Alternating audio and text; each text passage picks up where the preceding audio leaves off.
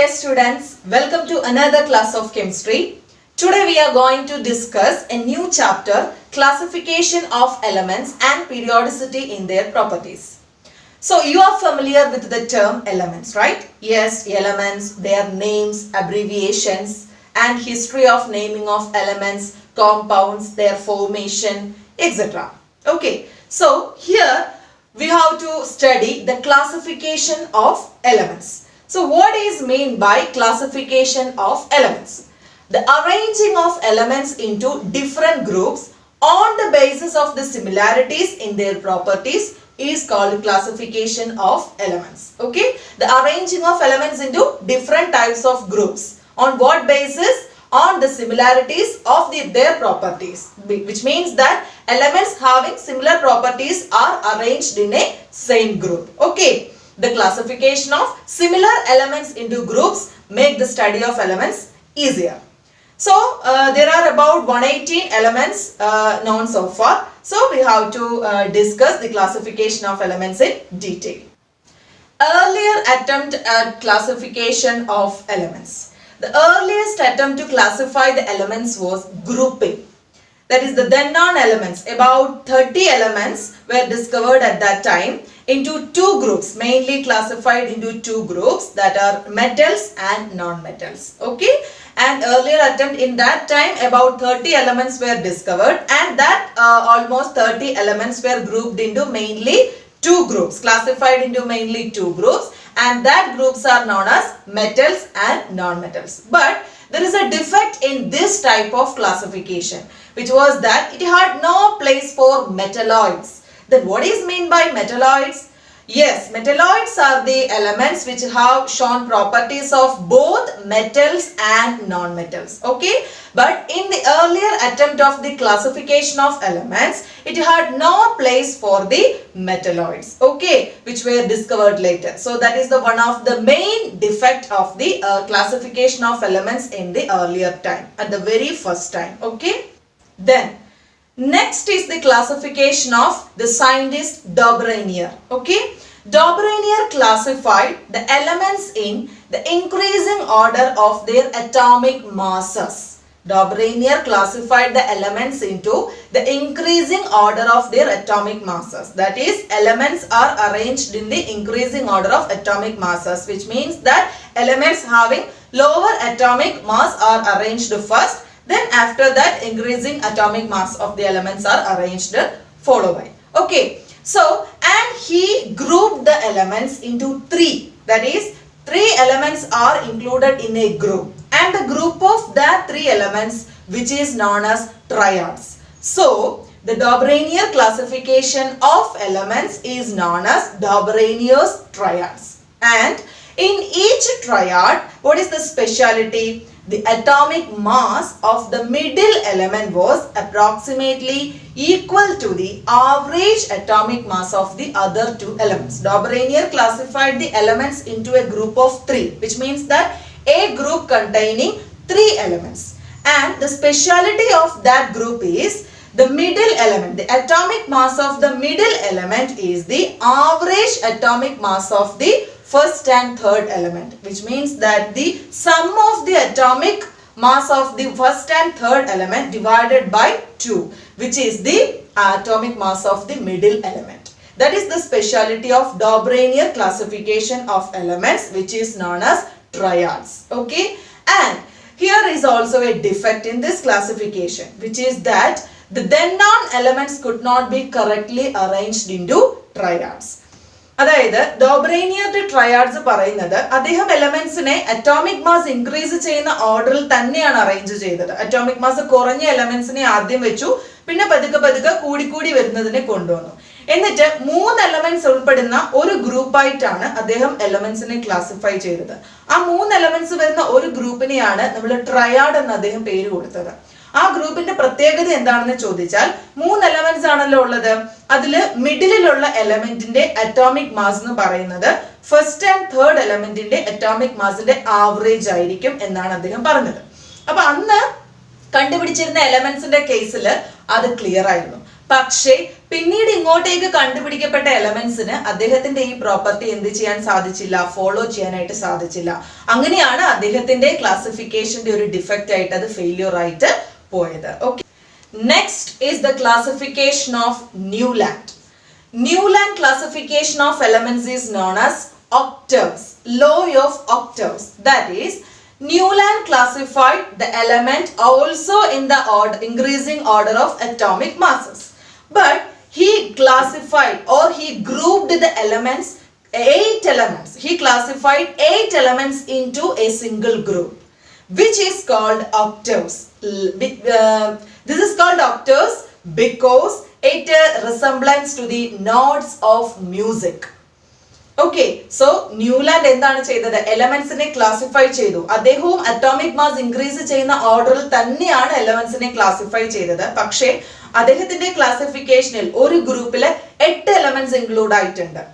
പിന്നെ അദ്ദേഹം ഒക്ടേവ്സ് എന്ന് വിളിക്കാനുള്ള കാരണം മ്യൂസിക്കിലെ നോട്ട്സ് സ രി ഗ മ പ ദ നീ സ അതെന്ന് പറയുന്നത് ഒരു 8 ആയിട്ടുള്ള നോട്ട്സ് ആണ്. അതിനോട് സിമിലാരിറ്റി കാണിക്കുന്നു എന്നതുകൊണ്ടാണ് അദ്ദേഹം എന്ത് ചെയ്തത്, ഒക്ടേവ്സ് എന്ന രീതിയിൽ ഇതിന് പേര് കൊടുത്തത്. അതായത് കറക്റ്റ് ആയിട്ട് പറഞ്ഞാൽ he found that when elements were arranged in the increasing order of their atomic masses into octaves, there was a similarity of property in every 8th element. അതായത് അദ്ദേഹം ഈ 8 എലമെന്റ്സിനെ അറേഞ്ച് ചെയ്തപ്പോൾ ഒന്നാമത്തെ എലമെന്റിന് എട്ടാമത് വരുന്ന എലമെന്റിനോട് പ്രോപ്പർട്ടി സിമിലർ ആയിട്ട് കാണിക്കുന്നു. എവറി 8th എലമെന്റും പ്രോപ്പർട്ടീസിൽ റിസംബ്ലൻസ് കാണിക്കുന്നു. ആരോട്, ഫസ്റ്റ് എലമെന്റിനോട്. അതാണ് ആ മ്യൂസിക്കിലെ നോട്ട്. ആദ്യത്തെ വരുന്ന ലെറ്ററും സായാണ്, എട്ടാമത് വരുന്ന ലെറ്ററും സായാണ്. അപ്പൊ ആ രണ്ടും തമ്മിൽ റിസംബ്ലൻസ് ഉണ്ട് എന്ന് പറഞ്ഞ പോലെയാണ് അദ്ദേഹത്തിന്റെ ഒക്ടേവ്സിനകത്തില് ഫസ്റ്റ് എലമെന്റിന്റെ പ്രോപ്പർട്ടിയോട് എവറി 8th എലമെന്റ് എന്ത് ചെയ്യുന്നു, സിമിലാരിറ്റി അല്ലെങ്കിൽ റിസംബ്ലൻസ് കാണിക്കുന്നു എന്നതുകൊണ്ടാണ് അദ്ദേഹം ഇതിനെ ലോ ഓഫ് ഒക്ടേവ്സ് എന്ന് വിളിച്ചത്. So this is the Newland's classification of elements, which is known as octaves. He also classified the element into the increasing order of their atomic masses, and he grouped the 8th element into a particular group which is called octaves. And the speciality of that grouping is every 8th element shows similarity in properties with respect to the first element. Okay, so this is the classification of Newland's octaves. Here we just compare the notes of music with the classification of elements of Newland. That is ri ga ma pa da ni sa, light, hydrogen, lithium, beryllium, boron, carbon, nitrogen, oxygen. Right. Okay, this is the Newland's classification. But Newland's law of octaves or Newland's classification of elements has also defect. The defect is all the non-elements discovered later could not be correctly arranged into octaves. അതായത് അന്ന് അദ്ദേഹം കണ്ടുപിടിക്കപ്പെട്ടിരുന്ന എലമെന്റ്സിനെ octaves അനുസരിച്ച് classify ചെയ്യായിരുന്നു. പക്ഷെ കുറച്ചും കൂടി കഴിഞ്ഞപ്പോൾ പിന്നെ എല്ലാ എലമെന്റ്സിനും അദ്ദേഹത്തിന്റെ ആ ഒക്ടേവ്സ് പ്രോപ്പർട്ടി അല്ലെങ്കിൽ ആ ഒരു ക്ലാസിഫിക്കേഷൻ ഫോളോ ചെയ്യാനായിട്ട് സാധിച്ചില്ല. Some elements having different properties were placed in the same row. അതായത് ഒരേ പ്രോപ്പർട്ടി ഉള്ളവരെയാണല്ലോ നമ്മൾ ഗ്രൂപ്പ് ആയിട്ട് മാറ്റുന്നതെന്നല്ലേ പറഞ്ഞത്. പക്ഷെ അദ്ദേഹത്തിന്റെ ക്ലാസിഫിക്കേഷൻ വന്നപ്പോൾ ഡിഫറെന്റ് പ്രോപ്പർട്ടി കാണിക്കുന്ന എലമെന്റ്സിനെ പോലും ഒരേ ഗ്രൂപ്പിൽ കൊണ്ടുവന്നതായിട്ട് കാണാൻ സാധിച്ചു. So that is the important defect എന്ന് പറയുന്നത്. അതായത് cobalt nickel having different properties, but അവരെ കൊണ്ടുവന്ന് അതായത് ഫ്ലൂറിൻ, ക്ലോറിൻ, ബ്രോമിൻ ഇവർക്ക് രണ്ടുപേർക്കും ഡിഫറെന്റ് ആയിട്ടുള്ള പ്രോപ്പർട്ടിയാണ്. കൊബാൾട്ടിനും പിന്നെ അതേപോലെ തന്നെ നിക്കലിനും ഒക്കെ ഫ്ലൂറിൻ, ക്ലോറിനെ ഒക്കെ സംബന്ധിച്ച് ഡിഫറെന്റ് പ്രോപ്പർട്ടീസ് വരുന്ന എലമെന്റ്സ് ആണ്. പക്ഷെ അവരെ എല്ലാവരെയും കൂടെ ഒരു ഒറ്റ ഗ്രൂപ്പിൽ അദ്ദേഹം കൊണ്ടുവന്ന് വെച്ചു. മനസ്സിലായോ പറഞ്ഞത്? അതേപോലെ തന്നെ അയണിന് കൊബാൾട്ട്, നിക്കലും ആയിട്ട് സിമിലർ പ്രോപ്പർട്ടീസ് ഉണ്ട്. പക്ഷെ അവരെ രണ്ടുപേരെയും രണ്ട് ഗ്രൂപ്പിലാണ് കൊണ്ട് അറേഞ്ച് ചെയ്തത്. സോ അങ്ങനത്തെ ധാരാളം ഡിഫക്റ്റുകൾ ആരുടെ കേസിലും വന്നിട്ടുണ്ട്? ന്യൂലാൻഡ്സ് ഒക്ടേവ്സ് അല്ലെങ്കിൽ ന്യൂലാൻഡ്സ് ക്ലാസിഫിക്കേഷൻ ഓഫ് എലമെന്റ്സിന്റെ കേസിലും വന്നതുകൊണ്ട് ആ ക്ലാസിഫിക്കേഷനും എന്തായി മാറി? ഫെയിലിയർ ആയിട്ട് മാറി. So next is the very important classification made by Dmitry Ivanovich Mendelian. Mendeleev's classification of elements. അടുത്തത് ഈ പറഞ്ഞ ഡിഫക്റ്റുകളൊക്കെ ഓവർകം ചെയ്തുകൊണ്ട് നമ്മുടെ പീരിയോഡിക് ടേബിൾ അല്ലെങ്കിൽ ക്ലാസിഫിക്കേഷൻ ഓഫ് എലമെന്റ്സിന്റെ ഒരു മൈൽ സ്റ്റോൺ എന്ന് പറയുന്ന രീതിയിൽ വന്ന ഒരു സയന്റിസ്റ്റ് ആണ് മെൻഡലീവ് എന്ന് പറയുന്നത്. അപ്പൊ first of all Mendeleev's periodic law. What is the basis of classification of elements in case of Mendeleev? Mendeleev's periodic law states that the properties of elements are the periodic functions of their atomic masses. Properties of elements are the periodic functions of their atomic masses, which means that elements are arranged in the increasing order of their atomic masses. Elements with similar properties recur at regular intervals. അതായത് മെൻഡലീവിന്റെ periodic law എന്ന് പറഞ്ഞാൽ അദ്ദേഹവും എലമെന്റ്സിനെ എന്തിന്റെ അടിസ്ഥാനത്തിലാണ് classify ചെയ്തിരിക്കുന്നത്? Atomic mass increase ചെയ്യുന്ന ബേസിസിൽ തന്നെയാണ് classify ചെയ്തത്. അങ്ങനെ ക്ലാസിഫൈ ചെയ്തപ്പോൾ കാണാൻ കഴിഞ്ഞ കാര്യം എന്താണ്? എലമെന്റ്സ് ഹാവിംഗ് സിമിലർ പ്രോപ്പർട്ടീസ്, ഒരേ പ്രോപ്പർട്ടീസ് കാണിക്കുന്ന elements repeat at regular intervals, ഓരോ റെഗുലർ ഇന്റർവെല് കഴിയുമ്പോഴും ഒരേ പ്രോപ്പർട്ടീസിലുള്ളവർ റിപ്പീറ്റ് ചെയ്യുന്നു വരുന്നതായിട്ട് നമുക്ക് കാണാൻ സാധിച്ചു. അതാണ് മെൻഡലീവിന്റെ periodic law. The periodic functions of the the property of the elements are the periodic functions of their atomic mass എന്ന് പറഞ്ഞാൽ if we arrange the elements in the increasing order of their atomic masses, elements having similar properties recur at regular intervals. Okay. So here is the Mendeleev's periodic table. Just go through that figure. Okay. Then we have to study what are the peculiarities of Mendeleev's periodic table. Okay. Mendeleev classified the elements in the increasing order of their atomic mass and also the similarities in the properties of elements. Okay. And next is the formula of oxides and hydrides formed by the elements was also the basis for the classification of elements. അപ്പോൾ Mendeleev എലമെന്റ്സിനെ classify ചെയ്തത് atomic mass increase ചെയ്യുന്ന ഓർഡറിലും അതേപോലെ അവരുടെ പ്രോപ്പർട്ടീസിൽ ഉള്ള similarities കാണിക്കുന്നതിന്റെ ബേസിസിലും ആണെന്ന് നമ്മൾ പറഞ്ഞു. അതേപോലെ തന്നെ ഓക്സൈഡ്സ്, ഹൈഡ്രൈഡ്സ് എന്നിവയൊക്കെ എലമെന്റ്സ് ഫോം ചെയ്യുന്നതും അദ്ദേഹത്തിന്റെ എലമെന്റൽ ക്ലാസിഫിക്കേഷന്റെ ഒരു ബേസിസ് ആയിരുന്നു. അതേപോലെ നമ്മുടെ മെൻഡലീവ്സ് പീരിയോഡിക് ടേബിളിൽ കണ്ടു ആ ഫിഗർ. ജസ്റ്റ് ആ ഫിഗർ വെച്ച് നിങ്ങൾ നോക്കിയാൽ നിങ്ങൾക്ക് മനസ്സിലാകും. ആ Mendeleev's periodic table consist of 6 horizontal rows. Horizontal ആയിട്ടുള്ള 6 റോസ് നിങ്ങൾക്ക് കാണാൻ പറ്റും. He named that horizontal rows as periods. അദ്ദേഹം ആ ഹൊറിസോണ്ടൽ റോസിനെ എന്താ വിളിച്ചത്? പീരീഡ്സ് എന്നാണ് വിളിച്ചത്. And Mendeleev's periodic table consist of 8 vertical columns. 8 vertical columns കാണാൻ സാധിക്കും. And that 8 vertical columns which he called groups.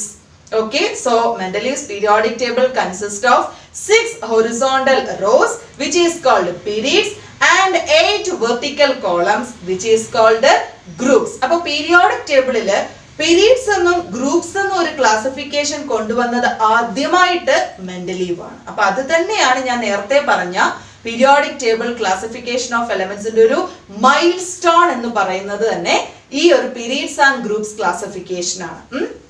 Then the group 1 to 7 had 2 subgroups. അദ്ദേഹം വീണ്ടും എന്ത് ചെയ്തു? ഈ ഗ്രൂപ്പ്സിനെ ഫർദർ ക്ലാസിഫിക്കേഷൻ നടത്തി. And 1 to 7 has 2 groups which is known as A group and B group. അപ്പൊ ആ 1 to 7 വരെയുള്ള ഗ്രൂപ്പിനെ അദ്ദേഹം വീണ്ടും ക്ലാസിഫൈ ചെയ്തു 2 സബ് ഗ്രൂപ്പുകളായിട്ട്. ഒന്ന് A sub group, 2 B sub group എന്ന രീതിയിൽ ക്ലാസിഫൈ ചെയ്തിട്ടുണ്ട്. Then next group 8 has 3 rows of elements. Group 8 3 rows of elements ഉണ്ട്. നിങ്ങൾക്ക് ആ ഫിഗറിൽ അത് കാണാൻ സാധിക്കും. Then elements having similar properties were placed in the same group. As we know that there are some spaces left vacant in the table. You can see that in the figure of the Mendeleev's periodic table. For what purpose? To accommodate the elements to be discovered in future. അതായത് അദ്ദേഹത്തിന്റെ periodic ടേബിളിൽ നിങ്ങൾക്ക് കുറച്ച് vacant സ്പേസുകൾ അദ്ദേഹം ഇട്ടിരിക്കുന്നത് കാണാം. അത് വെറുതെ ഇട്ടതല്ല, ഭാവിയിൽ കണ്ടുപിടിക്കപ്പെട്ടേക്കാവുന്ന എലമെന്റ്സിനെ അക്കോമഡേറ്റ് ചെയ്യാൻ വേണ്ടി അന്നേ അദ്ദേഹം എന്ത് ചെയ്തു? സ്പേസുകൾ ഇട്ടിരുന്നതാണ് അതിനകത്തില്. ആ സ്പേസുകൾ ഇടുക മാത്രമല്ല ചെയ്തത്. അപ്പൊ അതിന്റെ കാര്യം നമുക്ക് അദ്ദേഹത്തിന്റെ മെറിറ്റ്സിനകത്തിൽ ഡിസ്കസ് ചെയ്യാം. So this is the classification of elements made by Mendeleev. Okay, so Mendeleev's periodic law, yes, he arranged the elements in the increasing order of their atomic masses. And his periodic table consists of 6 horizontal rows which is called periods and 8 vertical columns which is called groups. And he again classified the 1 to 7 groups into 2 subgroups which is called A and B. And the group 8 has also 3 rows of elements. Okay, and elements having similar properties are arranged in the same groups. Okay. Then next is the merits of Mendeleev's periodic table. There are so many advantages of Mendeleev's periodic table. These are some of the merits. The first one is, we know that Mendeleev arranged the elements in the order of their at increasing atomic mass and also the properties exhibited by the elements. Okay, and we already discussed that Mendeleev left some spaces in his periodic table for what purpose? He has to accommodate the elements to be discovered in the future. And also, in addition to that, he predicted the properties of that elements. അദ്ദേഹം കുറച്ച് സ്പേസുകൾ periodic ടേബിളിനകത്ത് ഇട്ടു എന്ന് പറഞ്ഞു. ഭാവിയിൽ കണ്ടുപിടിക്കപ്പെട്ടേക്കാവുന്ന എലമെന്റ്സിനെ accommodate ചെയ്യാൻ വേണ്ടിയിട്ടാണ് അദ്ദേഹം അത്തരം സ്പേസുകൾ അതിൽ ഇട്ടത്. പക്ഷേ ആ സ്പേസ് ഇടുക മാത്രമല്ല ചെയ്തത്, അവിടെ വരാനിരിക്കുന്ന എലമെന്റ്സിന്റെ പ്രോപ്പർട്ടീസിനെ അദ്ദേഹം അന്നേ പ്രെഡിക്റ്റ് ചെയ്തിരുന്നു. ഓക്കെ, നേരത്തെ. അപ്പം പിന്നീട് കണ്ടുപിടിക്കപ്പെട്ട എലമെന്റ്സിന് അദ്ദേഹം പ്രെഡിക്റ്റ് ചെയ്ത പ്രോപ്പർട്ടീസ് തന്നെയായിരുന്നു, അതിനോട് തന്നെ ട്രൂ ആയിട്ടുള്ള എലമെന്റ് തന്നെയാണ് പിന്നീട് കണ്ടുപിടിക്കപ്പെട്ടത്. ഓക്കെ, അപ്പൊ അതിന് അദ്ദേഹം പേരും കൊടുത്തിരുന്നു. എക്കാ സിലിക്കൺ, അതേപോലെ തന്നെ എക്കാ അലൂമിനിയം എന്നൊക്കെയാണ് പേര് കൊടുത്തത്.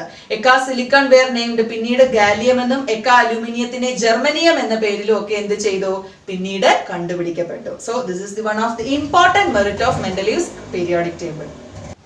That is, he could predict the properties of elements which helped in the discovery of new elements in future. Okay, then next is the correction of atomic weight. അപ്പോൾ അതുവരെ എലമെന്റ്സ് ക്ലാസിഫൈ ചെയ്തത് നോക്കിയപ്പോൾ അതിൽ atomic വെയിറ്റിലൊക്കെ കുറച്ച് corrections വരുന്നുണ്ടായിരുന്നു. അതായത് തെറ്റായ, അതായത് അറ്റോമിക് വെയിറ്റ് മാസ് അനുസരിച്ചാണല്ലോ അദ്ദേഹം എലമെന്റ്സിനെ അറേഞ്ച് ചെയ്തത്. പക്ഷെ അങ്ങനെ നോക്കുമ്പോൾ ചില എലമെന്റ്സിനെ എന്ത് ചെയ്തിട്ട് മിസ്പ്ലേസ് ചെയ്തിരിക്കുന്ന, അവിടെ തെറ്റായ സ്ഥലങ്ങളിലൊക്കെ കൊണ്ടുവന്ന് പ്ലേസ് ചെയ്തിരിക്കുന്നതായിട്ട് കണ്ടു. അപ്പൊ അദ്ദേഹം അതിനെയൊക്കെ കറക്റ്റ് ചെയ്ത് കൃത്യമായിട്ട് അറ്റോമിക് മാസ് ഇൻക്രീസ് ചെയ്യുന്ന ഓർഡറിലൊക്കെ എന്ത് ചെയ്തു, എലമെന്റ്സിനെ അറേഞ്ച് ചെയ്ത് ചില എലമെന്റ്സിന്റെ ഒക്കെ അറ്റോമിക് വെയിറ്റും അദ്ദേഹം എന്ത് ചെയ്തു, കറക്റ്റ് ചെയ്തു. ഓക്കെ, അപ്പൊ that is also one of the important merit of Mendeleev's classification of elements. And also the inert gas elements discovered later could be placed in a separate group without disturbing the table. Inert gas, we know that, which is also known as noble gases, right? Yes. And that elements also discovered could be placed in a separate group without disturbing the table. അപ്പോൾ ആ ഇതുവരെ ഉണ്ടായിരുന്ന ടേബിളിനെ ഒരു തരത്തിലും disturb ചെയ്യാത്ത വിധം ആ inert ഗ്യാസിന് അദ്ദേഹം ഒരു സെപ്പറേറ്റ് ഗ്രൂപ്പ് കൊടുക്കുകയും ചെയ്തു. So these are the sum of the merits of the Mendeleev's classification of elements. Okay, but there are also some defect of Mendeleev's periodic table. That is, some elements are not arranged in the increasing order of their atomic masses. അദ്ദേഹത്തിന്റെ ക്ലാസിഫിക്കേഷന്റെ basis എന്ന് പറയുന്നത് atomic മാസിന്റെ increasing ഓർഡറിലാണെന്ന് നമ്മൾ പറഞ്ഞു. But എന്താണ്, ചില elements, എല്ലാ എലമെന്റ്സിന്റെ കേസിലും അത് ഫോളോ ചെയ്യാൻ Mendeleevന്റെ കേസിലും സാധിച്ചിട്ടില്ല. അതിനൊരു എക്സാമ്പിൾ ആണ് cobalt is placed before nickel. Nickel കഴിഞ്ഞാണ് അറ്റോമിക് മാസ് വെച്ച് നോക്കുമ്പോൾ കൊബാൾട്ട് വരേണ്ടത്, പക്ഷേ അതിന് മുന്നെയാണ് പ്ലേസ് ചെയ്തത്. Tellurium is placed before iodine. അപ്പൊ അങ്ങനെ ചില തെറ്റായിട്ടുള്ള ക്ലാസിഫിക്കേഷൻ പിന്നീട് അങ്ങോട്ട് പോയപ്പോൾ കാണാൻ സാധിച്ചു. So that is one of the defect of Mendeleev's periodic table.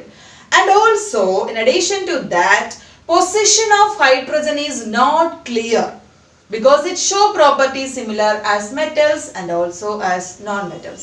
മെറ്റൽസിനോടും non മെറ്റൽസിനോടും ഒരേപോലെ പ്രോപ്പർട്ടീസിൽ സിമിലാരിറ്റി കാണിക്കുന്ന ഒരാളാണ് hydrogen.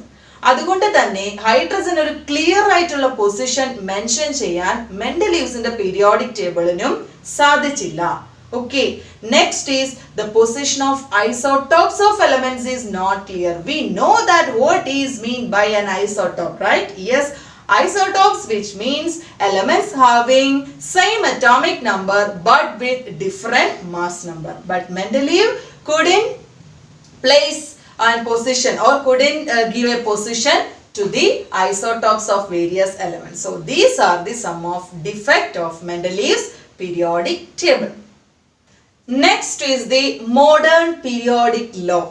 After the classification of Mendeleev's, next comes the modern periodic table. And in modern periodic table, elements are classified on the basis of modern periodic law, which states that the properties of elements are the periodic functions of their atomic numbers. The main difference between the classification made by Mendeleev and the modern periodic table. Modern periodic table were discovered by the scientist Henry Moseley. Okay, so Moseley classified the element on the basis of increasing order of their atomic number, which means that if elements are arranged in the increasing order of their atomic number, elements having similar properties recur at regular interval. അപ്പോൾ നേരത്തെ മെൻഡലീവിന്റെ കേസിൽ നിന്ന് ഒരു ഒറ്റ കാര്യത്തിലാണ് വ്യത്യാസം വന്നത്. Mendeleev atomic മാസിന്റെ അടിസ്ഥാനത്തിലാണ് എലമെന്റ്സിനെ ക്ലാസിഫൈ ചെയ്തതും അതിന്റെ കാര്യങ്ങൾ നമ്മൾ പറഞ്ഞു. പക്ഷേ മോഡേൺ പീരിയോഡിക് ടേബിളിലേക്ക് വരുമ്പോൾ മോസ്ലി എലമെന്റ്സിനെ ക്ലാസിഫൈ ചെയ്തത് അറ്റോമിക് നമ്പറിന്റെ ഇൻക്രീസിംഗ് ഓർഡറിലാണ്. അറ്റോമിക് നമ്പർ ഇൻക്രീസ് ചെയ്യുന്ന ഓർഡറിലാണ് മോസ്ലി എലമെന്റ്സിനെ ക്ലാസിഫൈ ചെയ്തത്. അങ്ങനെ ക്ലാസിഫൈ ചെയ്തപ്പോഴും സിമിലർ പ്രോപ്പർട്ടീസ് കാണിക്കുന്ന എലമെന്റ്സ് റെഗുലർ ഇന്റർവെൽസ് കഴിയുമ്പോൾ റിപ്പീറ്റ് ചെയ്തു വരുന്നതായിട്ട്, അവരുടെ സിമിലർ പ്രോപ്പർട്ടീസ് റിപ്പീറ്റ് ചെയ്തു വരുന്നതായിട്ട് കാണാൻ സാധിച്ചു. Okay, then here is the figure of modern periodic table. You are already familiar with this figure അല്ലേ? നിങ്ങൾ 10ാം ക്ലാസ്സിലൊക്കെ ഈ ഫിഗറിനെ കുറിച്ച് ഡീറ്റെയിൽ ആയിട്ട് പഠിച്ചിട്ടുള്ളവരാണ്. അപ്പോൾ പീരിയോഡിക് ടേബിൾ പ്രത്യേക ഒരു ഇൻട്രൊഡക്ഷന്റെ ആവശ്യം നമുക്കില്ല എങ്കിലും ഇതാണ് നമ്മൾ ഇപ്പോൾ ഫോളോ ചെയ്തുകൊണ്ടിരിക്കുന്ന modern periodic table.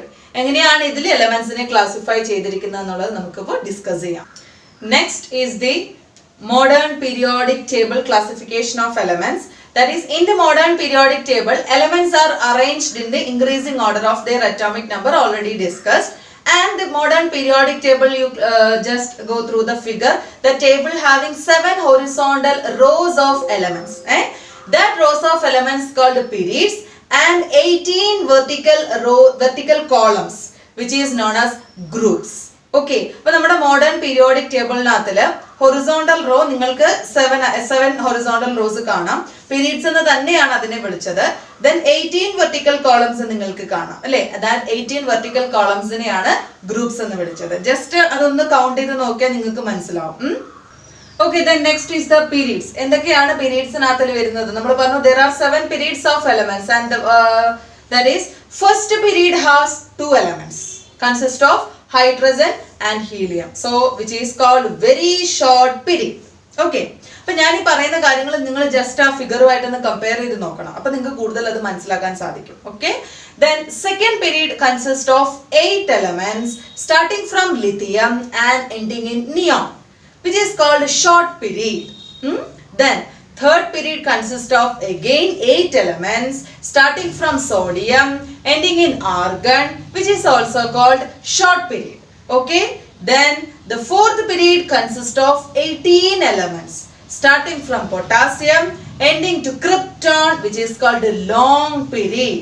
Then the fifth period consists of again 18 elements starting from rubidium ending with xenon, which is also called long period. Then sixth period consists of 32 elements starting from cesium and ending in radon, which is called very long period. Then seventh period has 28 elements starting from francium, but which is an incomplete period. Okay, then 14 elements, each of the 6th and 7th period are placed separately at the bottom of the periodic table. You can see that in the table. Okay, that 14 elements of the 6th period starting after Landanam. The 14 elements after Landanam, which were placed at the bottom of the periodic table. The very first period of the periodic table placed at the bottom, which is called lanthanoids. Okay, അതായത് 6th പീരീഡിൽ ലന്ധാനത്തിന് ശേഷം വരുന്ന 14 എലമെന്റ്സിനെ periodic ടേബിളിൽ താഴെ കൊണ്ടുവന്നിരിക്കുന്നു. ആദ്യത്തെ period നോക്കുക, periodic ടേബിളിൽ താഴെ കിടക്കുന്നത്. അതിലെ ഫസ്റ്റ് ആ ഒരു റോയിനെ വിളിക്കുന്ന പേരാണ് lanthanoids. 14 elements are coming after Landhanam. That is lanthanoids. And also in the 7th period you can see that the 14 elements coming after actinum are also placed on the bottom of the periodic table, and that 14 elements which is known as actinoids. Okay, actinത്തിന് ശേഷം വരുന്ന 14 elementsനെ കൂടി ഈ പറഞ്ഞ പോലെ താഴേക്ക് കൊണ്ടുവന്നിട്ടുണ്ട്. അയാളെ വിളിക്കുന്ന പേര് actinoids എന്നാണ്. Okay, so this is the classification of elements in the case of periods. And in the case of group, there are 18 groups of elements which is divided into 9 main groups. They are 1, 2, 3, 4, 5, 6, 7, 8 and 0 group. Okay. Then group 1 elements are called alkali metals. Then group 2 elements are called alkaline earth metals.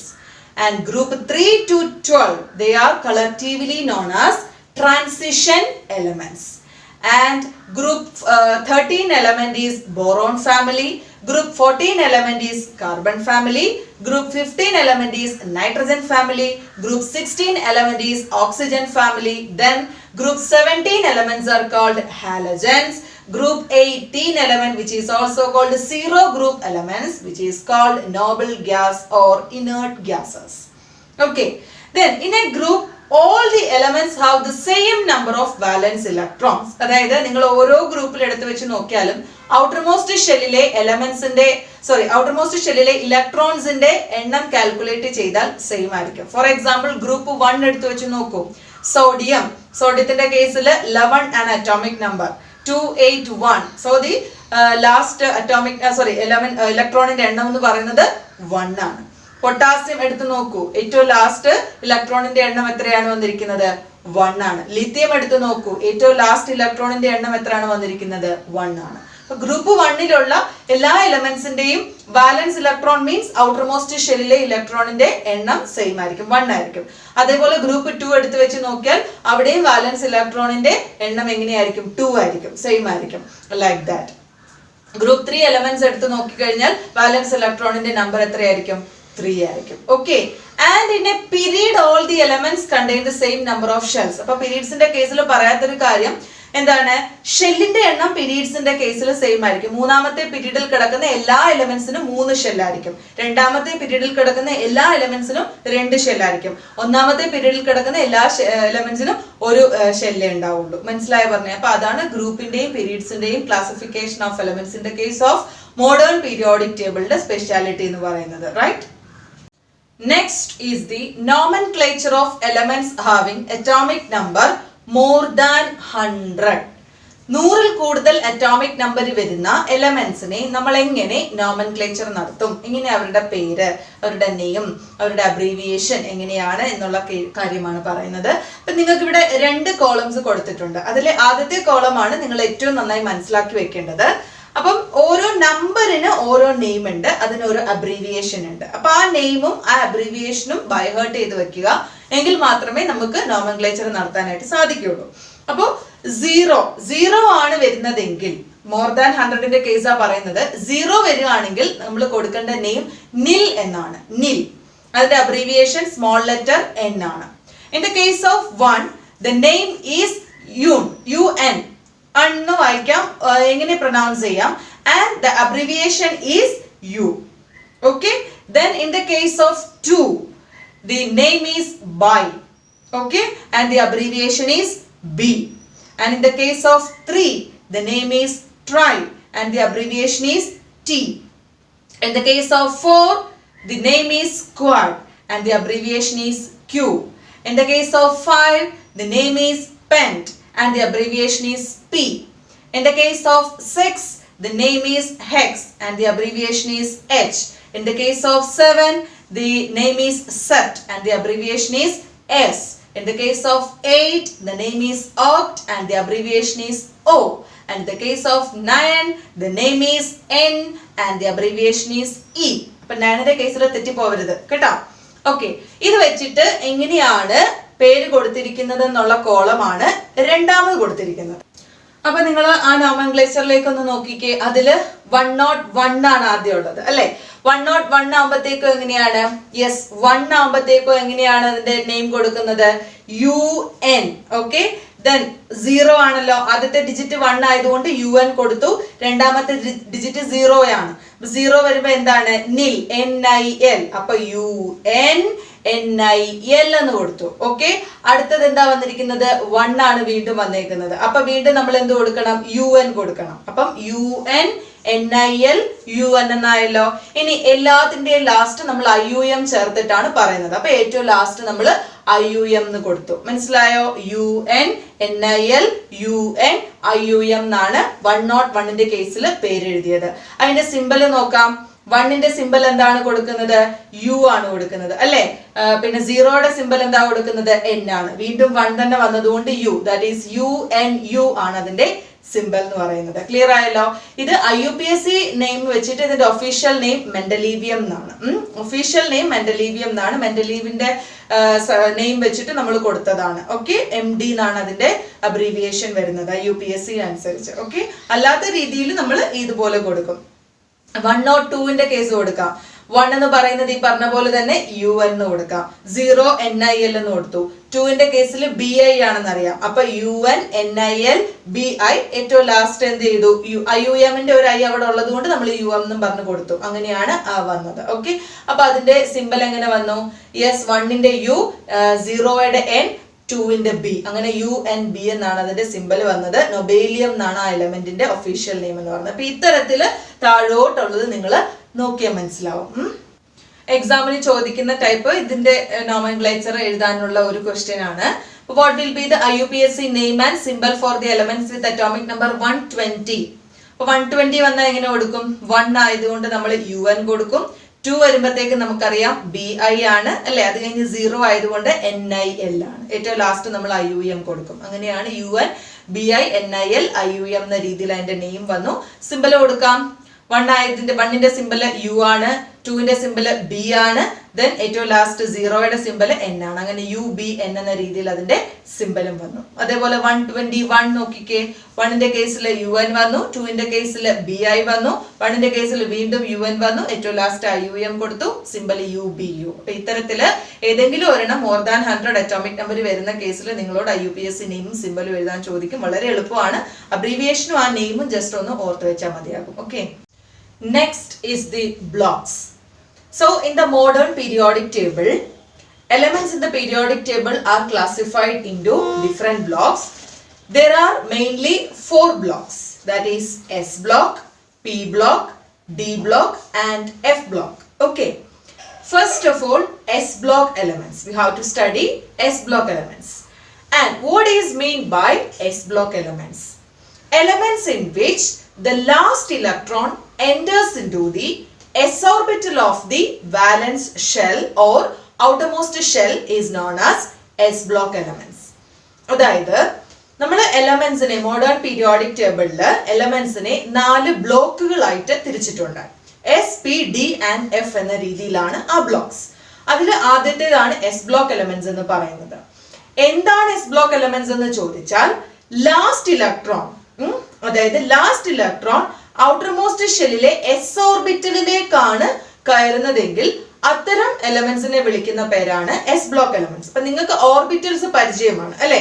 നമ്മൾ structure of atom ചാപ്റ്ററിൽ S orbital, P, D and F orbital, അവരുടെ shapes ഒക്കെ കാര്യങ്ങളും പിന്നെ electrons filling in each orbital ഒക്കെ നമ്മൾ പഠിച്ചു കഴിഞ്ഞ കാര്യങ്ങളാണ്. സോ അതില് വാലൻസ് ഷെല്ലില് ഇലക്ട്രോൺ വാലൻസ് ഷെല്ലിലെ എസ് ഓർബിറ്റലിലേക്കാണ് ലാസ്റ്റ് ഇലക്ട്രോൺ എൻ്റർ ചെയ്യുന്നതെങ്കിൽ അത്തരം എലമെന്റ്സ് എല്ലാം ഏത് കാറ്റഗറിയിൽ വരും? എസ് ബ്ലോക്ക് എലമെന്റ്സിന്റെ കാറ്റഗറിയിൽ വരുന്നവരായിരിക്കും. Okay, then they have a general outer electron configuration that is NS1 to 2. അവർക്കൊരു ജനറൽ ഔട്ടർ ഇലക്ട്രോൺ കോൺഫിഗറേഷൻ ഉണ്ട്. അതായത് എസ് ഓർബിറ്റലിൽ നമുക്കറിയാം മാക്സിമം അക്കോമഡേറ്റ് ചെയ്യാൻ പറ്റുന്ന ഇലക്ട്രോൺസിന്റെ നമ്പർ എന്ന് പറയുന്നത് 2 ആണ്. അപ്പൊ NS1 മുതൽ 2 വരെ, N ജനറൽ ആയിട്ടുള്ളത് 1 ആകാം, 2 ആകാം, 3 ആകാം, ആ ഒരു രീതിയിൽ. Then what are the characteristics of S block elements? All these elements are very soft metals and also they have very low melting and boiling point and they are highly reactive. Most of them impart colors to the flame and they generally form ionic compounds and also they are the good conductors of heat and electricity. ഈ points ഒക്കെ നിങ്ങൾക്ക് പറഞ്ഞാൽ മനസ്സിലാവുന്ന കാര്യങ്ങളാണ്. വായിച്ചാൽ തന്നെ soft metal ആണെന്നുള്ള കാര്യം അറിയാം, melting point, boiling point high ആണെന്നുള്ള കാര്യം അറിയാം, റിയാക്റ്റീവ് ആണെന്നുള്ള കാര്യം അറിയാം. എസ് ബ്ലോക്ക് എലമെന്റ്സ് എന്ന് പറയുമ്പോൾ ഗ്രൂപ്പ് 1 and 2, ഗ്രൂപ്പ് 1ഉം 2ഉം കൂടെ ചേരുന്നതിനെയാണ് നമ്മൾ എസ് ബ്ലോക്ക് എലമെന്റ്സ് എന്ന് പറയുന്നത്. അപ്പൊ ഗ്രൂപ്പ് 1ൽ നിങ്ങൾക്കറിയാം സോഡിയം, പൊട്ടാസ്യം ഒക്കെ ഉണ്ട്. അവരൊക്കെ ഹൈലി റിയാക്റ്റീവ് ആയിട്ടുള്ള എലമെന്റ്സ് ആണ് അല്ലെ? സോഡിയം നമ്മൾ കെറോസിനിലാണ് കെപ്റ്റ് ചെയ്യുന്നത്, ബിക്കോസ് അവർ എയറുമായിട്ടും വാട്ടറുമായിട്ടൊക്കെ ഭയങ്കരമായിട്ട് റിയാക്ട് ചെയ്യുന്ന ആളായതുകൊണ്ട്. സോ പൊതുവെ എസ് ബ്ലോക്ക് എലമെന്റ്സ് എന്താണ്? ഹൈലി റിയാക്റ്റീവ് ആയിട്ടുള്ള ആളാണ്. അതേപോലെ തന്നെ നമ്മൾ ഫ്ലെയിമിൽ കാണിച്ചു കഴിഞ്ഞാൽ അവർക്ക് പലതരത്തിലുള്ള കളേഴ്സ് പ്രൊഡ്യൂസ് ചെയ്യാനുള്ള കഴിവുള്ള ആൾക്കാരാണ്. പിന്നെ അയണിക് കോമ്പൗണ്ട്സ് ആണ് ഫോം ചെയ്യുന്നത് എന്നുള്ളത് നമുക്കറിയാം. പിന്നെ എന്താണ്, മെറ്റൽസിനെ പോലെ തന്നെ ഹീറ്റിനോടും ഇലക്ട്രിസിറ്റിയോടും ഒക്കെ നല്ല കണ്ടക്ട് ചെയ്യുന്ന ആൾക്കാരുമാണ്. So these are the general characteristics of S block elements. Next is the P block elements.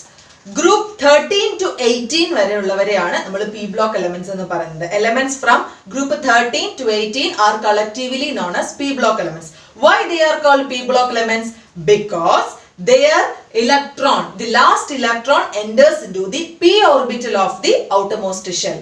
അവരുടെ ലാസ്റ്റ് ഇലക്ട്രോൺ എന്താണ്, ഔട്ടർമോസ്റ്റ് ഷെല്ലിലെ p ഓർബിറ്റലിലേക്ക് എൻ്റർ ചെയ്യുന്നത് കൊണ്ടാണ് they are called p block elements, and group 13 to 18 are collectively known as p block elements. Okay, and what are the general character before that, what is the general outer electronic configuration of p block elements? We know that the maximum number of electrons that can accommodate in the p orbital is 6. So the general electronic configuration of p block elements is ns2 np1 to 6. ns2 s orbital fill ചെയ്ത് കഴിഞ്ഞിട്ടല്ലേ നമുക്ക് p ലേക്ക് പോകാൻ സാധിക്കും. അപ്പോൾ s ന്റെ general അവിടെ ഉണ്ട് ns2.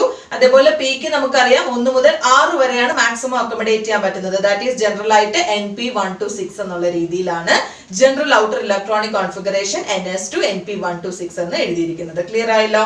Then characteristics of p block elements പറയുമ്പോൾ എന്താണ്, the compounds of these elements are mostly covalent in nature. In the case of s block elements they usually form ionic compounds, but in the case of p block elements these elements are formed covalent compounds. Okay, then they show variable oxidation state. Different oxidation state കാണിക്കാനുള്ള ഒരു കഴിവുണ്ട്. അതേപോലെ തന്നെ as we move from left to right in a period, non-metallic character of the elements increases. അപ്പോൾ അത് നമുക്ക് trends പഠിക്കുമ്പോൾ periodic trend എന്ന് പറഞ്ഞ് നമ്മൾ പഠിക്കുന്നുണ്ട് കുറച്ച് കഴിയുമ്പോൾ. അപ്പോൾ അതിനകത്തിൽ നമുക്ക് ഒരു പീരിയോഡിക് ടേബിളിൽ പീരീഡിൽ മൂവ് ചെയ്യുമ്പോഴും ഗ്രൂപ്പിൽ മൂവ് ചെയ്യുമ്പോഴും എന്തൊക്കെ മാറ്റങ്ങളാണ്, ഏതിനൊക്കെ എന്തൊക്കെ ചേഞ്ചസ് ആണ് സംഭവിക്കുന്നത് എന്നത് നമ്മൾ ഡിസ്കസ് ചെയ്യും. അപ്പൊ ഇവിടെ പറയുന്നത് ലെഫ്റ്റ് ടു റൈറ്റ് ഒരു പീരിയോഡിക് ടേബിളിൽ നമ്മൾ ഒരു പീരീഡ് വൈസ് ഇങ്ങനെ മൂവ് ചെയ്യുമ്പോൾ മെറ്റാലിക് ക്യാരക്ടർ കുറയുകയും നോൺ മെറ്റാലിക് ക്യാരക്ടർ ഇൻക്രീസ് ചെയ്യുകയും ചെയ്യുന്നു എന്നുള്ളതാണ്. അപ്പൊ നിങ്ങൾ പീരിയോഡിക് ടേബിളിൽ നോക്കിയാൽ മതി. ഗ്രൂപ്പ് 13 to 18 എന്ന് പറയുന്നത് പീരിയോഡിക് ടേബിളിന്റെ ഏത് സൈഡിലായിരിക്കും, റൈറ്റ് സൈഡിലായിട്ടായിരിക്കും നിങ്ങൾക്ക് കാണാൻ സാധിക്കുന്നത്. എന്ന് വെച്ചാൽ നോൺ മെറ്റാലിക് ക്യാരക്ടർ ഇൻക്രീസ് ചെയ്യുക മീൻസ് പി ബ്ലോക്ക് എലമെന്റ്സ് എല്ലാം മിക്കവാറും എന്തായിരിക്കും, നോൺ മെറ്റൽസിന്റെ കാറ്റഗറിയിൽ വരുന്നവര് ആയിരിക്കും. ക്ലിയർ ആയല്ലോ? So these are the general characteristics of p block elements. So next block is d block elements. And what is mean by d block element?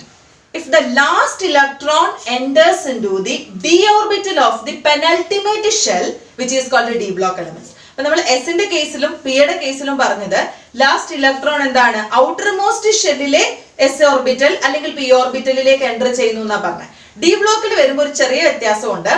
Outer most ഷെല്ലിലെ d ഓർബിറ്റലിലേക്കല്ല, പകരം എന്താണ്, penultimate shell. Penultimate shell എന്ന് പറഞ്ഞാൽ second last shell എന്നാണ്. ഏറ്റവും അവസാനത്തെ ഷെല്ലിന് തൊട്ട് മുന്നേ ഉള്ള ഷെല്ലിനെ വിളിക്കുന്ന പേരാണ് പെനൽറ്റിമേറ്റ് ഷെൽ. അപ്പൊ ഡി ബ്ലോക്ക് എലമെന്റ്സിന്റെ കേസിൽ ലാസ്റ്റ് ഇലക്ട്രോൺ എൻ്റർ ചെയ്യുന്നത് എങ്ങോട്ടായിരിക്കും, പെനൽറ്റിമേറ്റ് ഷെല്ലിലുള്ള ഡി ഓർബിറ്റലിലേക്കായിരിക്കും ഏറ്റവും ലാസ്റ്റ് ഇലക്ട്രോൺ എൻ്റർ ചെയ്യുന്നത്. Such elements R known as d block elements. And what is the general electronic configuration of these elements? Yes, n-1d 1 to 10 ns 0 to 1 to 2, which means that we know that the maximum number of electrons that can accommodated in d orbital is 10. പക്ഷേ ഇവിടെ നമുക്കറിയാം d ക്കകത്തിൽ പരമാവധി accommodate ചെയ്യാൻ പറ്റുന്ന ഇലക്ട്രോൺസിന്റെ number എന്ന് പറയുന്നത് 10 ആണ്. പക്ഷെ ഇവിടെ എന്താണ് n-1 എന്ന് കൊടുക്കാനുള്ള റീസൺ, യെസ് പെനൽറ്റിമേറ്റ് ഷെല്ലാണെന്ന് പറഞ്ഞു. ഏറ്റവും ലാസ്റ്റ് ഷെല്ലിനെയാണ് നമ്മൾ n എന്നുകൊണ്ട് സൂചിപ്പിക്കുന്നത് ജനറൽ ആയിട്ട്, അല്ലെ? അപ്പൊ അതിന് തൊട്ട് മുന്നേയുള്ള ഷെല്ലിലേക്കാണ് ഇവിടെ എൻട്രിങ് നടക്കുന്നത്. അപ്പോൾ അതുകൊണ്ട് നമ്മൾ അതിനെ n-1 എന്നാണ് ഡിനോട്ട് ചെയ്യുന്നത്. ഓക്കെ, ദെൻ n-1d 1 മുതൽ 10 വരെ ഇലക്ട്രോൺസ് അക്കോമഡേറ്റ് ചെയ്യാം. പിന്നെ ns1 to 2 എന്നുള്ളതാണ്. അതാണ് n-1d 1 to 10 ns1 to 2 എന്നുള്ളത്. nsൽ ഇല്ല, ഒന്നും അക്കോമഡേറ്റ് ചെയ്യുന്നില്ല എങ്കിൽ 0 ns0 to 2 എന്ന് നമുക്ക് പറയാൻ സാധിക്കും. So this is the general electronic configuration of d block elements. Then what are the characteristics of d block elements? Yes, the d block elements എന്ന് പറഞ്ഞാൽ group 3 to 12 are collectively known as d block elements, and they are also known as transition elements, അല്ലെ? നമ്മൾ ഓരോ ഗ്രൂപ്പിന്റെയും പേര് modern periodic ടേബിളിൽ പഠിക്കുന്ന സമയത്ത് just ഒന്ന് സൂചിപ്പിച്ചിരുന്നു. ഗ്രൂപ്പ് 3 മുതൽ 12 വരെയുള്ള ഗ്രൂപ്പ് ഓഫ് എലമെന്റ്സിനെ ടോട്ടലി നമ്മൾ എന്താ വിളിക്കുക, ട്രാൻസിഷൻ എലമെന്റ്സ് എന്ന് വിളിക്കുന്നു പറഞ്ഞു. അപ്പൊ അതിന്റെ റീസൺ ജസ്റ്റ് ഇവിടെ ഒന്ന് പറഞ്ഞു പോകാം. ഡീറ്റെയിൽ ആയിട്ട് പ്ലസ് ടുവിൽ നിങ്ങൾ ഡി ആൻഡ് എഫ് ബ്ലോക്ക് എന്ന ചാപ്റ്റർ പഠിക്കുമ്പോൾ അവിടെ പഠിച്ചോളും. എങ്കിലും എന്തുകൊണ്ടാണ് why D block elements are also known as transition elements എന്ന് പറഞ്ഞാൽ they have incompletely അല്ലെങ്കിൽ ഹാഫ് ഫിൽഡ് ആയിട്ടുള്ള ഡി ഓർബിറ്റൽസ് ഉണ്ട്. കംപ്ലീറ്റ്ലി ഫിൽ അല്ലാത്ത ഹാഫ് ഫിൽഡ് ആയിട്ടുള്ള ഡി ഓർബിറ്റൽസിന്റെ പ്രസൻസ് അവരിലുള്ളത് കൊണ്ടാണ്. അപ്പൊ അവിടെ ഹാഫ് ഫിൽഡ് ആകുമ്പോൾ ഇനി നമുക്ക് എന്ത് ചെയ്യാം, ഇലക്ട്രോണിനെ അവിടെ ഫില്ല് ചെയ്യാൻ പറ്റും. അപ്പൊ അവിടെ ഒരു ഇലക്ട്രോൺ ട്രാൻസിഷൻ നടക്കും. ഒരാളിൽ നിന്ന് മറ്റൊരു ഓർബിറ്റലിലേക്ക് ഒരു ട്രാൻസിഷൻ നടക്കും. അപ്പൊ അത്തരത്തിലൊരു ട്രാൻസിഷൻ അവിടെ പോസിബിൾ ആയതുകൊണ്ടാണ് ഡി ബ്ലോക്ക് എലമെന്റ്സിനെ നമ്മൾ ട്രാൻസിഷൻ എലമെന്റ്സ് എന്ന് ജനറലി വിളിക്കുന്നത്. അപ്പൊ അത്രയും മാത്രം ഇവിടെ ഇപ്പൊ നിങ്ങൾ മനസ്സിലാക്കിയാൽ മതി. ബാക്കി ഡീറ്റെയിൽസ് നിങ്ങൾ ഈ പറഞ്ഞ പോലെ അടുത്ത വർഷം പഠിക്കുന്നതായിരിക്കും. Then what are the other general characteristics? Yes, D block elements are generally hard in nature and they also form ionic as well as covalent compounds, and they are all metals with a high melting and boiling point, and they form mostly colored ions, exhibit variable valency. They show variable oxidation state, and also they are used as catalyst in so many reactions. നിങ്ങൾ Haber process, you are familiar with the Haber process for the manufacturing of ammonia and the contact process for the manufacturing of sulfuric acid. ഇവിടെയൊക്കെ നിങ്ങൾ കാറ്റലിസ്റ്റിനെ ഒന്ന് നോക്കിക്കേ. Haber process ammonia manufacturing process ആണ്. അതിനകത്തിൽ നമ്മൾ use ചെയ്യുന്ന catalyst ഏതാണ്? Spongy iron ആണ്. Iron is D block element കാറ്റഗറിയിൽ വരുന്ന ആളാണ്. അതേപോലെ തന്നെ എന്താണ്, കോണ്ടാക്ട് പ്രോസസ്സിൽ വനേഡിയം പെൻഡോക്സൈഡ് ആണ് കാറ്റലിസ്റ്റ് ആയിട്ട് യൂസ് ചെയ്യുന്നത്. വനേഡിയം ഈ ഡി ബ്ലോക്ക് എലമെന്റിന്റെ കാറ്റഗറിയിൽ വരുന്ന ആളാണ്. സോ കളേർഡ് കോമ്പൗണ്ട്സിനെ ഉണ്ടാക്കാനും കാറ്റലിസ്റ്റ് ആയിട്ടും ഒക്കെ നമുക്ക് ഡി ബ്ലോക്ക് എലമെന്റ്സിനെ യൂസ് ചെയ്യാനായിട്ട് പറ്റും. So these are the sum of general characteristics of D block elements. Next is F block elements. What is mean by F block elements? Here, last electron enters into the F orbital of the anti-penultimate shell. D orbital ന്റെ കേസിൽ, D block elements ന്റെ കേസിൽ നമ്മൾ പറഞ്ഞത് എന്താണ്? Last electron enter ചെയ്യുന്നത് penultimate shell, second last ഷെല്ലിലെ D ഓർബിറ്റലിലേക്കാണെന്നാ പറഞ്ഞത്. എന്നാൽ എഫ് ഓർബിറ്റലിന്റെ കേസിൽ തേർഡ് ലാസ്റ്റ് ഷെല്ലായിരിക്കും. ഏറ്റവും ലാസ്റ്റ് ഷെല്ലിന്റെ തൊട്ട് മുന്നലത്തെ ഷെല്ലിന്റെയും കൂടെ മുന്നലത്തെ ഷെൽ, അതാണല്ലോ തേർഡ് ലാസ്റ്റ് ഷെൽ എന്ന് പറയുന്നത്. അതിനെയാണ് നമ്മൾ ആന്റി പെനൽറ്റിമേറ്റ് ഷെൽ എന്ന് പറയുന്നത്. അപ്പൊ ആ ആന്റി പെനൽറ്റിമേറ്റ് ഷെല്ലിലെ എഫ് ഓർബിറ്റലിലേക്കായിരിക്കും ലാസ്റ്റ് ഇലക്ട്രോൺ എന്ത് ചെയ്യുന്നത്, എൻ്റർ ചെയ്യുന്നത് in the case of F block elements. Okay, and the general outer electronic configuration is n-2 F1 to 14, n-1 D 0 to 1 ns2. We know that the maximum number of electrons that can accommodated in F orbital is 14. പിന്നെ n-2 എന്ന് വരാനുള്ള reason എന്താണ്? Third last shell ആയതുകൊണ്ട് n-2 എന്ന് പറഞ്ഞു, anti penultimate ആയതുകൊണ്ട്. That is n-2 Fൽ 1 മുതൽ 14 വരെ ആകാം. n-1 D ആകുമ്പോൾ 0 to 1 ഉള്ളൂ എഫ് ബ്ലോക്കിന്റെ കേസിൽ. then ns2. okay, then there are two series of elements, that is 14 elements coming after lanthanum and 14 elements coming after actinum, which are placed on the bottom of the periodic table. That two series of elements collectively known as F block elements. നമുക്കറിയാം periodic ടേബിളിന്റെ താഴെ ലന്ധാനത്തിന് ശേഷം വരുന്ന 14 എലമെന്റ്സിനെയും ആക്ടിനത്തിന് ശേഷം വരുന്ന 14 എലമെന്റ്സിനെയും കൂടി രണ്ട് series ആയിട്ട് അറേഞ്ച് ചെയ്തിട്ടുണ്ട്.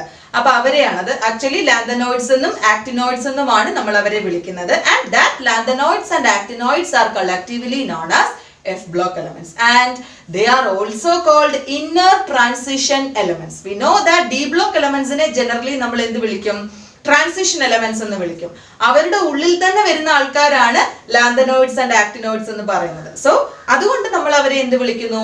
Yes, inner transition elements. So F block elements are also known as inner transition elements. Then what are the characteristics? They are all metals and they have high density and high melting point, and they also form colored compounds. So block site elements നെ classify ചെയ്തത് അത്രയുമാണ്. Next category is metals. In the periodic table we can see that the elements exist as, some of the elements exist as metals. Metal comprises of more than 75% of all non-elements and appear on the left side of the periodic table. Periodic table il mikkavarumulla elements കണ്ടുപിടിക്കപ്പെട്ടിരിക്കുന്ന എല്ലാ എലമെന്റ്സിലും ഒരു 75% metal കാറ്റഗറിയിൽ വരുന്ന ആൾക്കാരാണ് periodic ടേബിളിന്റെ ഏറ്റവും left സൈഡിലായിട്ടാണ് ഈ മെറ്റൽസിനെ place ചെയ്തിരിക്കുന്നത്. And metals are generally solids at a room temperature. Usually they have high melting point and boiling point. We all know the general characteristics of the metals. You are familiar with that. They are good conductors of heat and electricity. They are malleable, ductile, sonorous, etc. Then next category is non-metals. In the periodic table, non-metals are placed at the top right hand side of the periodic table. Periodic table in the right സൈഡിൽ മുകളിലൊക്കെ ആയിട്ടായിരിക്കും ഈ non മെറ്റൽസിന്റെ category വരുന്നത്. Non മെറ്റൽസിൽ സോളിഡ്സും വരുന്നുണ്ട്, ഗ്യാസസും ഒക്കെ ലോ ടെമ്പറേച്ചറിൽ വരുന്നുണ്ട്. But they have low melting and boiling point and they are poor conductors of heat and electricity. And as we move from left to right in the periodic table, the non-metallic character increases and metallic character decreases. അത് already just ഒന്ന് പറഞ്ഞിരുന്നു. Metals left സൈഡിലാണ്. അപ്പൊ left to right move ചെയ്യുമ്പോഴത്തേക്കും metallic character കുറയും, പകരം non metallic character കൂടുകയാണ്. അപ്പൊ അതാണ് റൈറ്റ് ഹാൻഡ് സൈഡിലേക്ക് വരുമ്പോൾ നോൺ മെറ്റൽസ് അവിടെയാണെന്ന് പറയാനുള്ളൊരു റീസൺ അതാണ്.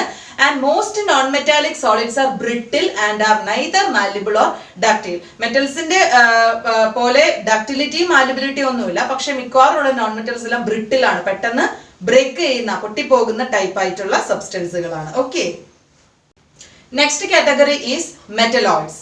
Some of the elements show both the properties of metals and non-metals, and these elements are known as metalloids. മെറ്റൽസിന്റെ പ്രോപ്പർട്ടിയും നോൺ മെറ്റൽസിന്റെ പ്രോപ്പർട്ടിയും രണ്ടുപേരുടെ പ്രോപ്പർട്ടിയും എക്സിബിറ്റ് ചെയ്യുന്ന ചില എലമെന്റ്സ് ഉണ്ട്. എക്സാമ്പിൾ ആയിട്ട് silicon, germanium, arsenic, antimony, tellurium, ഇങ്ങനെയുള്ള എലമെന്റ്സ് ഒക്കെ രണ്ട് കൂട്ടരുടെയും മെറ്റൽസിന്റെയും നോൺ മെറ്റൽസിന്റെയും പ്രോപ്പർട്ടീസ് എക്സിബിറ്റ് ചെയ്യുന്നവരാണ്. such elements are known as metalloids. Okay, then next category is noble gases. Noble gases are the elements which are present in group 18. Zero group elements എന്ന് നമ്മൾ വിളിച്ചു എന്ന് പറഞ്ഞിരുന്നു അല്ലേ? And each period ends with a noble gas element. നിങ്ങൾ ഓരോ period നോക്കിക്കേ, ഏറ്റവും അവസാനം ആരാ വരുന്നത്? ഒരു നോബൽ ഗ്യാസ് ആണ് വരുന്നത് അല്ലേ? All the members are of gaseous nature. Noble ഗ്യാസിലെ എല്ലാവരും gaseous nature ഉള്ളവരാണ്. Because of the presence of all occupied filled orbital. അവരുടെ ഓർബിറ്റൽ എടുത്ത് വെച്ച് നോക്കിയാൽ എല്ലാം ഫിൽഡ് ആയിട്ടുള്ളവരാണ്. അപ്പൊ അതുകൊണ്ട് തന്നെ they have a very little tendency to take part in chemical reaction. Generally നമുക്ക് പറയാം noble gases do not participate in chemical reaction എന്ന് പറയാം. പക്ഷെ ചില എക്സെപ്ഷണൽ കേസുകൾ ഉണ്ട്. ചില സാഹചര്യങ്ങളിൽ എന്ത് ചെയ്യാറുണ്ട്? നോബൽ ഗ്യാസ് കെമിക്കൽ റിയാക്ഷനിൽ പാർട്ടിസിപ്പേറ്റ് ചെയ്യാറുണ്ട്. പക്ഷെ അവർക്ക് വളരെ കുറച്ച് ടെൻഡൻസി മാത്രമേ അതിനുണ്ടാവത്തുള്ളൂ. കാരണം നമുക്കറിയാം എന്തിനു വേണ്ടിയിട്ടാണ്? Why do elements take part in chemical reaction? In order to attain stability, അല്ലേ? But noble gases are already stable in nature. അപ്പൊ പിന്നെ അവർക്ക് അതിന്റെ ആവശ്യമില്ല. They have a very little tendency to take part in chemical reaction. They are also known as inert gases. Okay, so these are the noble gases characteristics. Next is the representative elements. The elements of group 1 alkali metal, group 2 alkaline earth metal and group 13 to 17 constitute. They are collectively known as representative elements. We know that group 1 and group 2 are S block elements and group 13 to 17 include in the P block elements. So representative elements are the category of S and P block elements, right? So ഇത്രയാണ് നിങ്ങൾ periodic ടേബിളിന്റെ ഒരു introduction എന്ന് പറയുന്നത്. അപ്പം ഇന്നത്തെ ഇതിനകത്ത് നമ്മൾ എന്തെല്ലാം കാര്യങ്ങളാണ് ഡിസ്കസ് ചെയ്തത്? ഫസ്റ്റ് ക്ലാസിഫിക്കേഷൻ ഓഫ് എലമെന്റ്സിന്റെ ഏർലിയർ അറ്റംപ്റ്റിനെ കുറിച്ച് ഡിസ്കസ് ചെയ്തു അല്ലെ? ഡിഫറെന്റ് സയന്റിസ്റ്റുകൾ എങ്ങനെയൊക്കെയായിരുന്നു ആദ്യകാലങ്ങളിൽ എലമെന്റ്സിനെ ക്ലാസിഫൈ ചെയ്തത് എന്നതിനെ കുറിച്ച് പറഞ്ഞു. അവരുടെ ഓരോരുത്തരുടെയും ക്ലാസിഫിക്കേഷന്റെ മെറിറ്റ്സ് ആൻഡ് ഡിമെറിറ്റ്സ് പറഞ്ഞു. അതിൽ നമ്മുടെ എലമെന്റ്സ് ഓഫ് ക്ലാസിഫിക്കേഷൻ ഓഫ് എലമെന്റ്സിൽ ഏറ്റവും ഇമ്പോർട്ടന്റ് അല്ലെങ്കിൽ ഒരു മൈൽ സ്റ്റോൺ ആയിട്ട് വന്ന ക്ലാസിഫിക്കേഷൻ ആരുടെ ആയിരുന്നു? മെൻഡലീവിന്റെ ക്ലാസിഫിക്കേഷൻ ആണെന്ന് പറഞ്ഞു. അദ്ദേഹമാണ് ഇപ്പോൾ നമ്മൾക്ക് കാണുന്ന പീരിയോഡിക് ടേബിൾ ഇങ്ങനെ ഒരു രൂപം ഉണ്ടാക്കാനുള്ള റീസൺ അദ്ദേഹത്തിന്റെ ക്ലാസിഫിക്കേഷൻ ആണ്. ബിക്കോസ് ആദ്യമായിട്ട് ഗ്രൂപ്പ്സ് എന്നും പീരീഡ്സ് എന്നും ഒക്കെ പറഞ്ഞ എലമെന്റ്സിനെ ക്ലാസിഫൈ ചെയ്തത് ആരാണ്? മെൻഡലീവ് ആണ്. പിന്നെ അദ്ദേഹത്തിന്റെ ക്ലാസിഫിക്കേഷനിൽ നിന്നും കുറച്ച് ഡിഫക്റ്റുകളൊക്കെ വന്നിട്ടാണ് ഹെൻറി മോസ്ലിയുടെ മോഡേൺ പീരിയോഡിക് ടേബിളിലേക്ക് നമ്മൾ എത്തിച്ചേർന്നത്. നമ്മളിപ്പോ ഫോളോ ചെയ്യുന്നത് ആ മോഡേൺ പീരിയോഡിക് ടേബിൾ ആണ്. Long form of periodic table എന്ന് നമ്മൾ അതിനെ വിളിക്കും. ദെൻ നമ്മുടെ പീരിയോഡിക് ടേബിളിന്റെ ക്ലാസിഫിക്കേഷൻ ഓഫ് എലമെന്റ്സ് എങ്ങനെയാണ്, അവരുടെ ഓരോരുത്തരുടെയും പ്രത്യേകതകൾ എങ്ങനെയാണ്, അങ്ങനെ ഓരോ ഹെഡിങ്സ് വൈസ് ആയിട്ട് നമ്മൾ പഠിച്ചു. അടുത്ത ക്ലാസ്സിൽ നമ്മൾ ഈ പീരിയോഡിക് ടേബിളിലെ ഓരോ ട്രെൻഡുകളാണ് പഠിക്കാൻ പോകുന്നത്. മൂവ് ചെയ്യുമ്പോൾ ഓരോന്നിനും എന്ത് സംഭവിക്കും, ഓരോരോ പെക്യുലാരിറ്റി എങ്ങനെയായിരിക്കും എന്നുള്ളതാണ് നെക്സ്റ്റ് ക്ലാസ്സിൽ വി വിൽ ഡിസ്കസ്. സോ ഇതെല്ലാം മനസ്സിലായി എന്ന് വിചാരിക്കുന്നു ഇന്നത്തെ ക്ലാസ്. Okay, thank you.